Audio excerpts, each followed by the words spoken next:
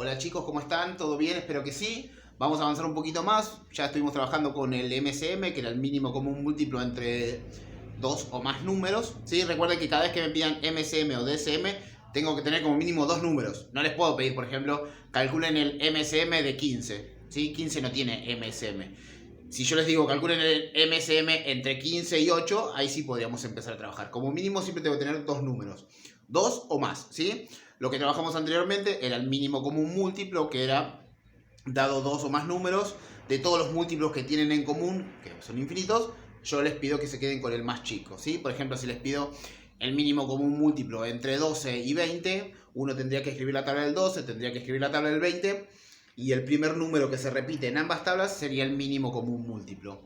Nosotros lo calculamos de otra forma. ¿Qué hacemos? Factoreamos los dos números, siempre expresados en números primos, y lo que hacemos como MCM es escribir la multiplicación entre los factores primos comunes y no comunes de mayor exponente. O sea que van todos ahí, ¿sí? Los que se repiten y los que no se repiten, pero siempre de mayor exponente.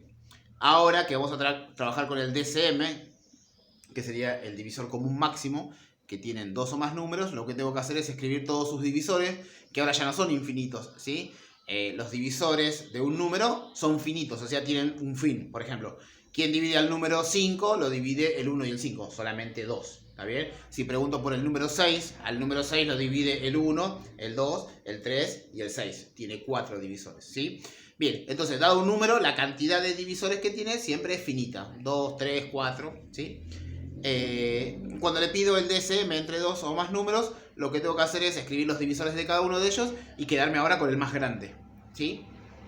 Entonces, esa sería la forma de trabajar. Pero ¿cómo vamos a hacer nosotros para calcular el DCM utilizando números primos? Vamos a factorear, tal cual veníamos haciendo antes. Y lo que vamos a hacer ahora para encontrar el DCM es escribir la multiplicación de los factores primos comunes. O sea, solamente los que se repiten, ¿sí?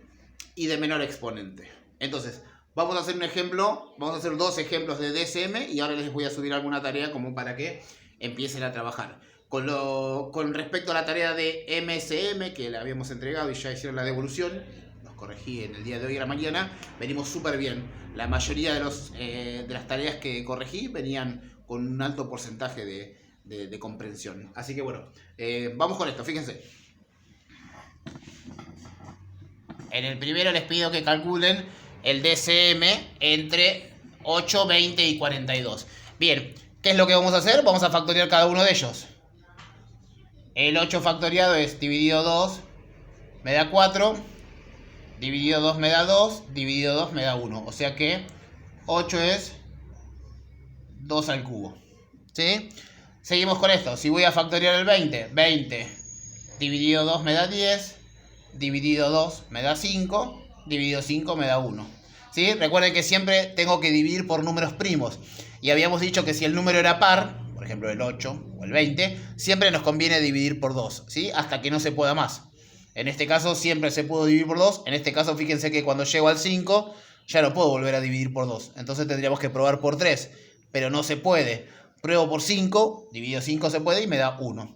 Bien, 20 entonces es 2 a la 2 por 5. ¿Sí? Y vamos a 42. 42 dividido 2 me daría 21. Ya no es más par. O sea que lo puedo dividir por 3. Dividido 3 me daría 7. No se puede dividir más por 3. Por 5 no se puede. Por 7, que sería el siguiente primo, sí. Y me daría que 42 es 2 por 3 por 7. Bien, si se fijan, en este caso, el DCM es de los números primos que se repiten. Fíjense, por ejemplo, el 2 está acá y está acá, ¿sí? El 2 es un número primo que está en los tres números. Pero el 5, por ejemplo, está en este número y en los demás no. Entonces no me sirve. Lo mismo para el 3. Está en este número, pero en los demás no me sirve. Y exactamente lo mismo para el 7. ¿Sí? Entonces, el DCM entre todos estos números es el 2. Y me tengo que quedar con el de menor exponente. Entonces, entre 2 a la 3, 2 a la 2 y 2 a la 1, me quedo con 2 a la 1. El DCM entre esos números terminaría siendo 2. ¿Sí? Bien, a ver. Fíjense qué pasa en este ejemplo, que a veces suelen aparecer ejemplos similares a estos. Lo mismo, voy a factoriar el número 4. 4 dividido 2 me da 2, dividido 2, 1. El 15 dividido 3 me da 5, dividido 5 me da 1. Y el 77 no se puede dividir por 2, tampoco por 3, tampoco por 5, sí por 7. Me daría 11 y 11 lo puedo dividir por 11 y me da 1.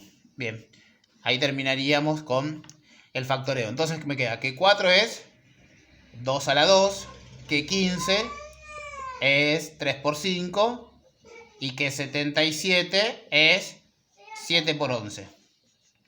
¿Sí? Si se fijan, no hay ningún número que se repita. El 2 está solamente acá y en estos no. Lo mismo pasa con el 3, con el 5, con el 7 y con el 1. No tenemos ningún factor primo en común. Cuando hay ningún factor primo en común, el DSM entre todos esos números es el número 1. ¿Sí? Bien. Perfecto. Entonces ahí tenemos algunos ejemplos de lo que sería el cálculo del DSM. Siempre que voy a calcular el DSM tengo que ver cuáles son los que se repiten, ¿sí? Los que se repiten en todos los números que a mí me piden, esos forman parte del DSM y aparte el de menor exponente. Bueno, espero que les sirva. Ahora en un ratito les subo alguna actividad.